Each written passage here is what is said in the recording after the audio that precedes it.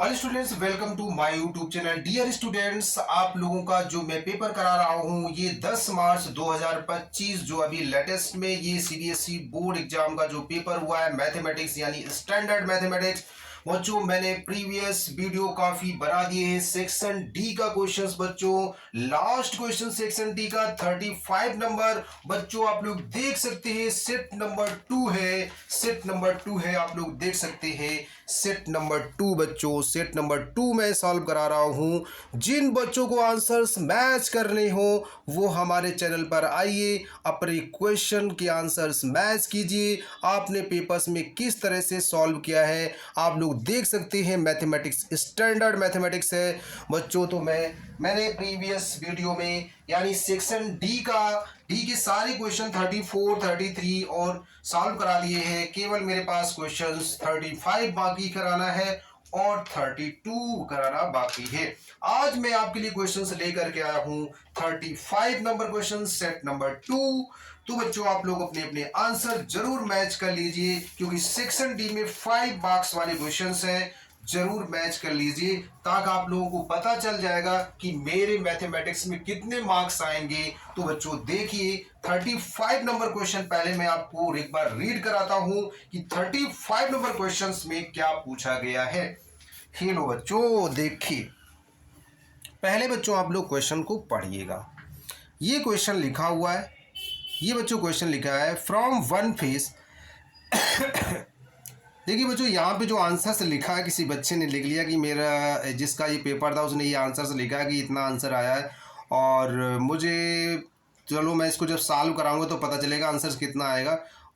चलो देखते हैं बच्चों, क्वेश्चन को पहले आप लोग रीड कर लीजिए। लिखा है from one face of solid cube of side 40 centimetre the largest possible cone is curved out, find the volume and surface area of the remaining solid. यानी जो सॉलिड है उसका वॉल्यूम निकालना है और surface area of the remaining side ने। चलो तो व्हाइट बोर्ड पर देखिए आप लोग, मैं ये क्वेश्चन आप लोगों को सामने बिल्कुल ही बेहतरीन अंदाज में समझाऊंगा ताकि आपको बहुत ही अच्छे तरीके से समझ में आ जाए। तो बच्चों यहाँ पे आप लोग देख सकते हैं कि यहाँ पर एक्चुअल में ये पूछा गया है, यहाँ पे बच्चों ये पूछा गया है कि एक क्यूब है और क्यूब के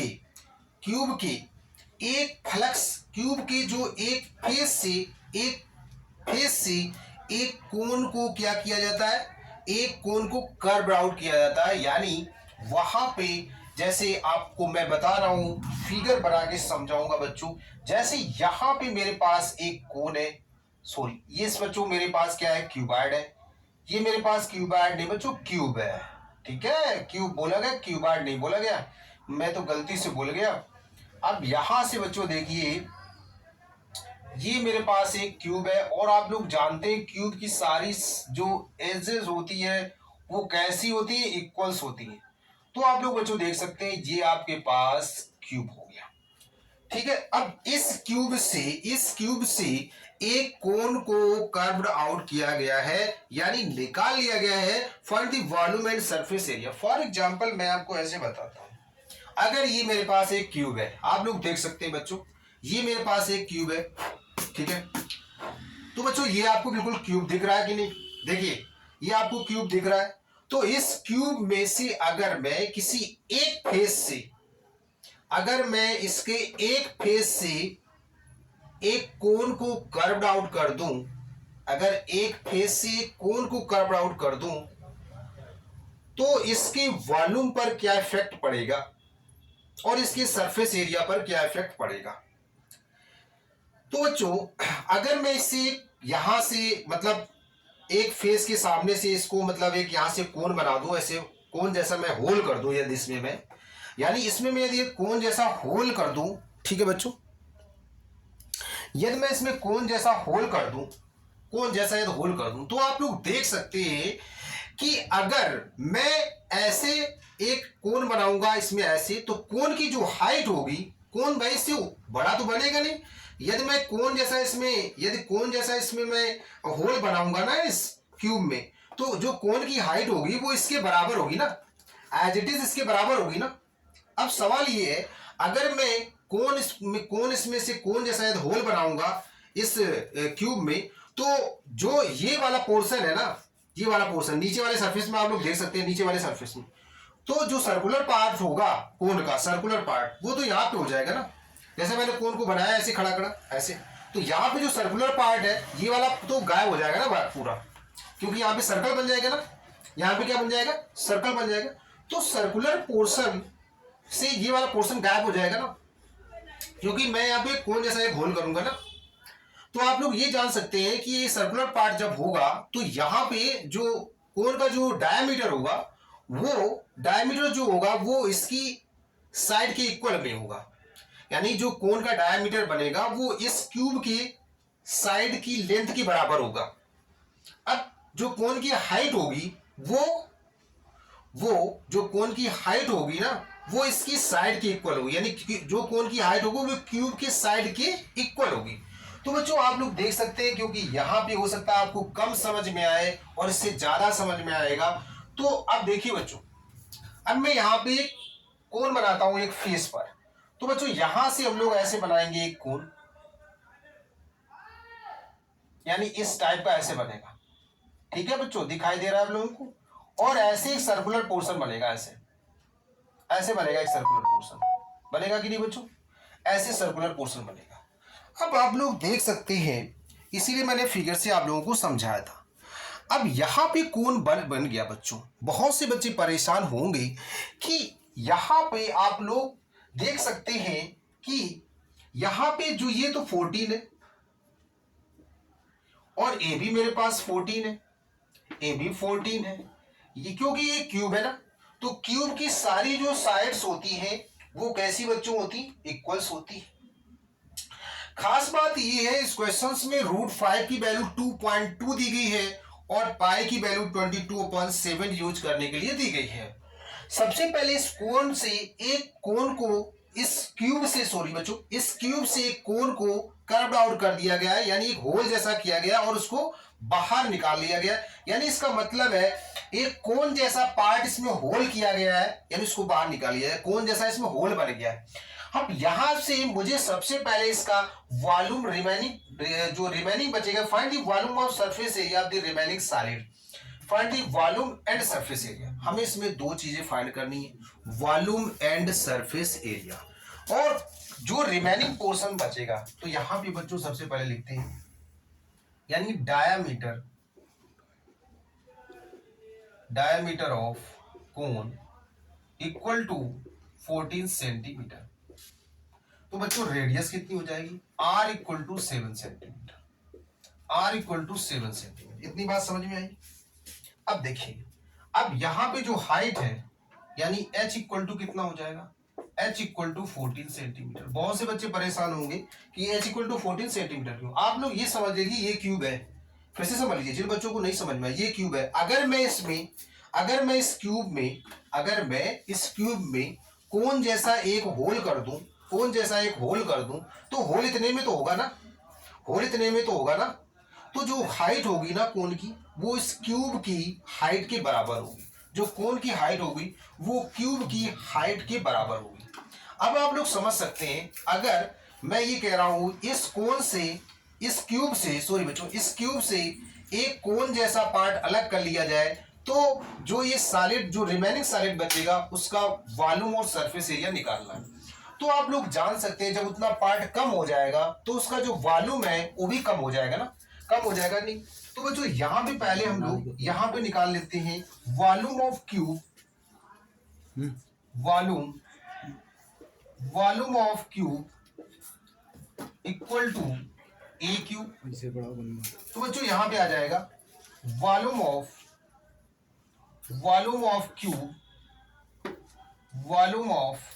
क्यूब इक्वल टू 14 का क्यूब।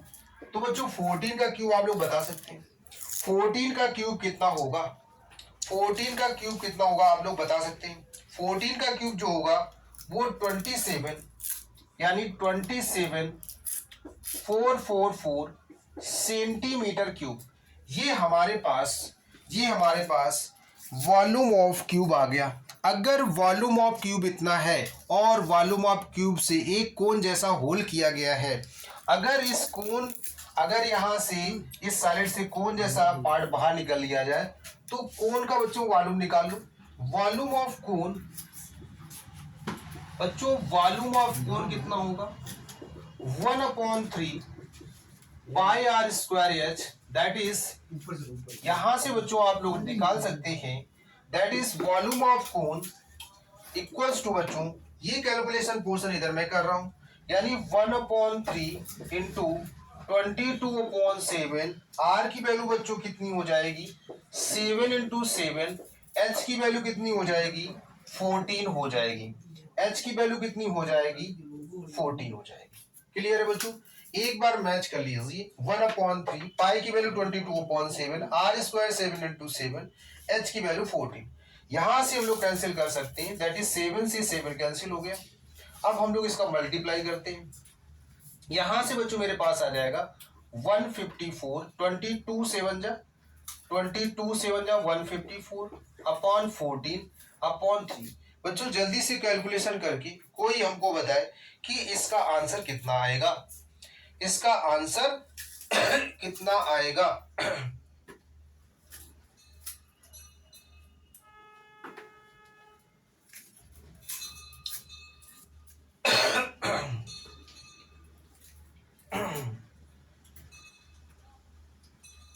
चलिए बच्चों इसका कैलकुलेशन हम लोग करते हैं, यहाँ पे मल्टीप्लाई करिए फटाफट, कितना आंसर इसका आता है। चलिए बच्चों यहाँ पे हम लोग मल्टीप्लाई करके देख लेते हैं, 154 पे 44 का मल्टीप्लाई करेंगे तो हमारे पास कितना आ जाएगा 14 4 जा 56, 5 कैरी तो यहाँ पे 5 आ गया, तो 14 1 जा 14, 21 अपॉन 3, तो यहाँ पे बच्चों जब इसको कैंसिल करेंगे तो हमारे पास कितना आ जाएगा 7, 3 1 जा 3, 3 1 जा 3, और यहाँ पे 26 हो जा 6 6, ऐसे बच्चों आ जाएगा, तो 718.66 आएगा मेरे पास। दैट इज बच्चों यहाँ पे जो इसका वॉल्यूम आया जाएगा, वॉल्यूम कितना आ जाएगा, यानी 718.66 एप्रोक्सीमेट बच्चों ये है value, this is the approximate value volume of cube. यहाँ पे बच्चों इसकी यूनिट लिखना बहुत जरूरी है, ये बच्चों एप्रोक्सीमेट वैल्यू आ गई, यानी वॉल्यूम ऑफ क्यूब आ गया, आप लोग देख सकते हैं 718.666 सेंटीमीटर क्यूब, ये वॉल्यूम ऑफ क्या आ गया बच्चों, वॉल्यूम ऑफ कोन आ गया, ये क्या आ गया वॉल्यूम ऑफ कोन आ गया। अब वॉल्यूम ऑफ रिमेनिंग सॉलिड, अब बच्चों क्या निकालेंगे volume of remaining solid, volume of remaining, बच्चों ये अप्रोक्सीमेट वैल्यू है, थोड़ी बहुत डिफरेंट भी हो सकती है, उससे परेशान मत होना। आप लोग यहाँ पे 718.67 भी कर सकते हैं, क्योंकि यहाँ पे 6 बार बार रिपीट हो रहा है, आप लोग 6 7 भी कर सकते हैं। क्लियर। अब बच्चों यहाँ पे volume of remaining solid, volume of remaining solid, volume of remaining solid,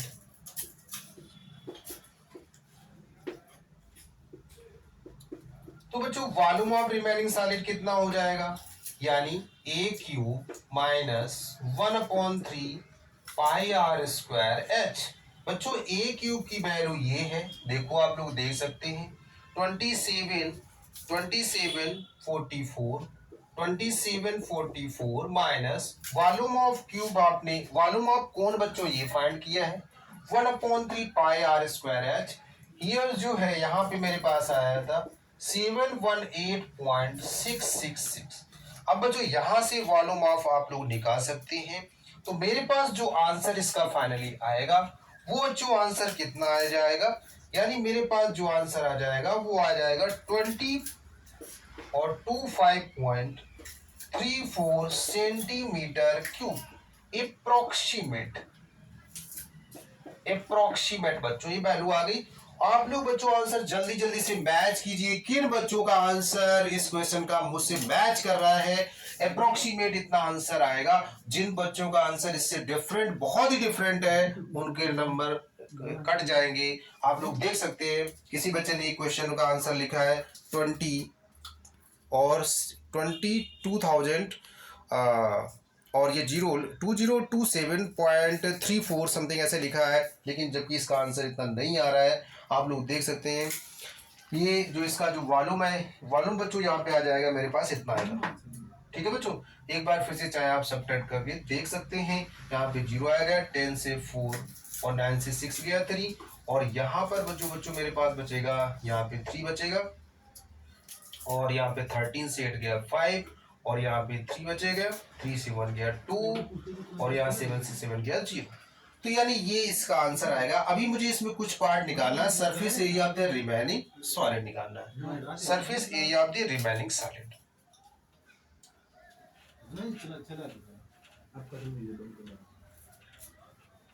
अब बच्चों surface area of the remaining solid निकालनी। Surface area of the remaining solid बच्चों क्या होगा, surface area of the remaining solid. बच्चों जब surface area of the remaining solid निकालेंगे तो सबसे पहले इस बात को समझ लेते हैं। अगर surface area of the remaining solid निकालेंगे तो क्यूब है, अगर क्यूब की हाइट का एक यहाँ पे कोण जब आप लोग यहाँ पे कर्व्ड आउट करेंगे तो यहाँ पर जैसे मैंने कर्व आउट किया, ऐसे ऐसे कर्व आउट किया, तो बच्चों जो ये पोर्शन है जो नीचे वाला आप लोग देख रहे हैं ये सर्कुलर होगा, क्योंकि कोन का जो नीचे वाला पोर्शन होता है वो सर्कुलर होगा। जब कर्व्ड आउट हो जाएगा तो ये वाला पोर्शन गायब हो जाएगा, ये वाला पोर्शन गायब हो जाएगा। अब इस सॉलिड का जो सरफेस एरिया होगा वो कितना होगा, यानी उस इस सॉलिड का जो सरफेस एरिया होगा वो सर्कुलर पार्ट गायब हो जाएगा।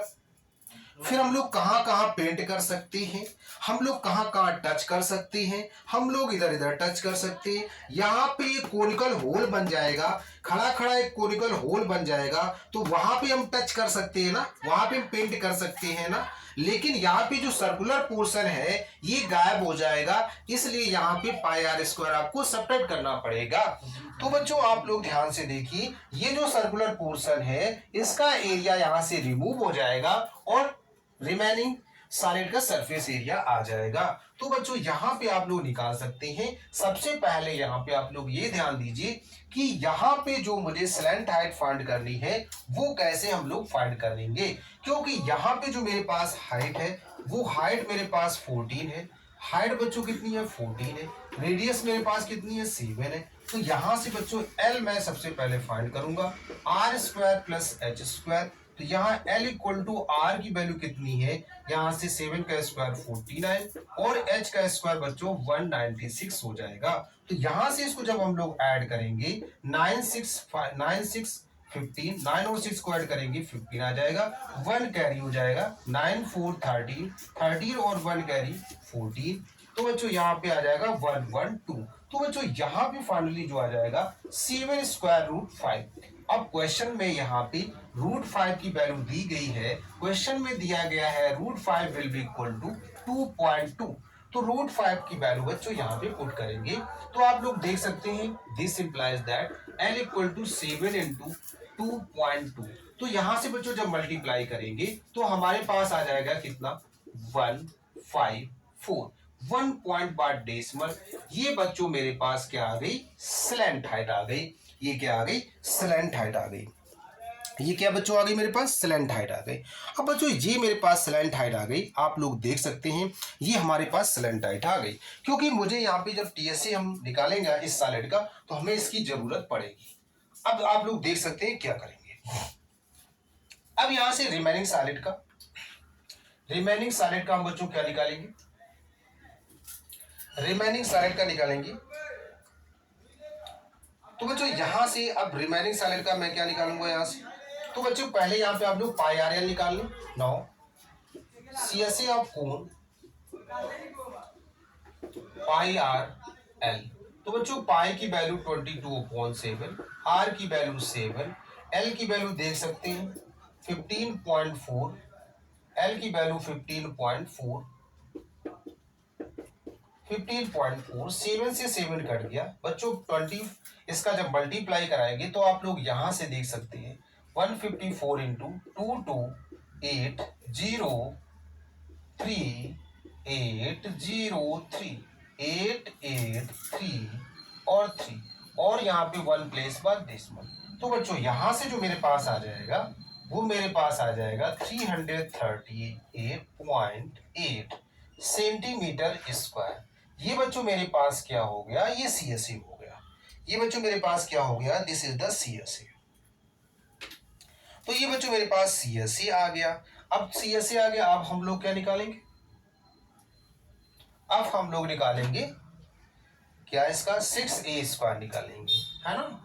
T S A of cube, तो बच्चों T S A of cube 6a², that is यहाँ पे 6 मल्टीप्लाई 14 का स्क्वायर। तो बच्चों आप लोग देख सकते हैं 6 मल्टीप्लाई 196, आप लोग इसका मल्टीप्लाई कराइए। तो बच्चों T S A of cube क्या हो जाएगा, T S A of cube क्या हो जाएगा, T S A of cube क्या हो जाएगा, आप लोग बताइए मल्टीप्लाई करके। तो यहां से बच्चों हो जाएगा यानी 36 और 7 और 11, यानी 11 और इतना सेंटीमीटर स्क्वायर, ये मेरे पास क्या आ गया, यानी T S A of cube. बच्चों ये मेरे पास क्या आ गया, T S A of cube. अब बच्चों यहां से हमारे पास, मैंने बताया था जब मैं उसमें एक होल करूंगा यानी क्यूब में, तो सर्कुलर पोर्शन जो नीचे बनेगा, यानी जब इसमें होल करूंगा यानी कोन जैसा जब खड़ा खड़ा होल करूंगा तो नीचे सर्कुलर पोर्शन वाला गायब हो जाएगा, उसको मैं रिमूव करूंगा, तो मेरे पास रिमेनिंग सॉलिड का सरफेस एरिया आ जाएगा। तो बच्चों यहां से जो मेरे पास है एरिया ऑफ सर्कुलर बेस, बच्चों एरिया ऑफ सर्कुलर बेस क्या हो जाएगा, area of circular base pi r square हो जाएगा, 22/7 इंटू 7 इंटू 7, 7 से 7 कैंसिल हो गया, 154 सेंटीमीटर स्क्वायर। अब हम लोग इसकी वैल्यू सारी पुट करेंगे। अब बच्चों यहाँ पे हम लोग क्या लिखेंगे, एरिया ऑफ द, यानी surface area of the remaining solid, surface area of the remaining solid, surface area of the remaining solid, surface area of the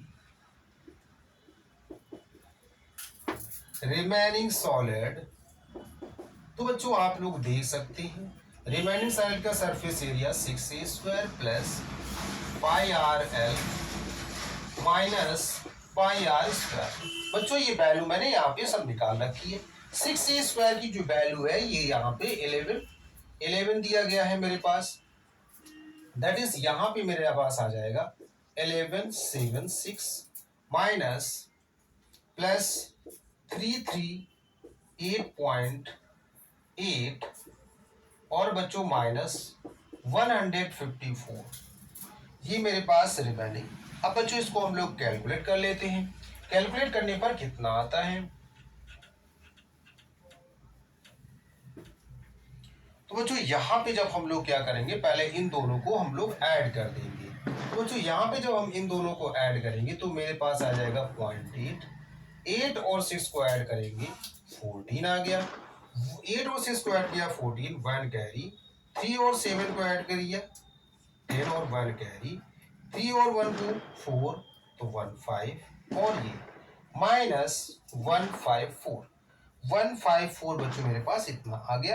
अगर मैं इससे इसको सब्ट्रैक्ट करूंगा तो मेरे पास कितना आ जाएगा, तो बच्चों मेरे पास जो आंसर आ जाएगा वो 0.80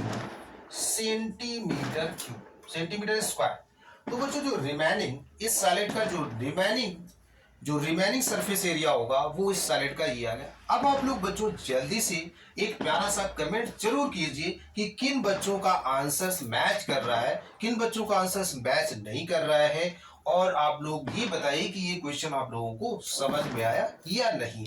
बहुत सारे बच्चों ने इस क्वेश्चन को गलत किया है क्योंकि यहाँ पे कैलकुलेशन पोर्शन का कुछ पार्ट है ना, तो कैलकुलेशन में बहुत सावधानी रखनी है। तो बच्चों अब मिलते हैं हम लोग नेक्स्ट वीडियो में। आप लोग अब मेरे चैनल को सपोर्ट कीजिए, आप लोग हमारे चैनल को बच्चों सब्सक्राइब कीजिए, लाइक कीजिए, शेयर कीजिए और प्यारा सा कमेंट जरूर कीजिए।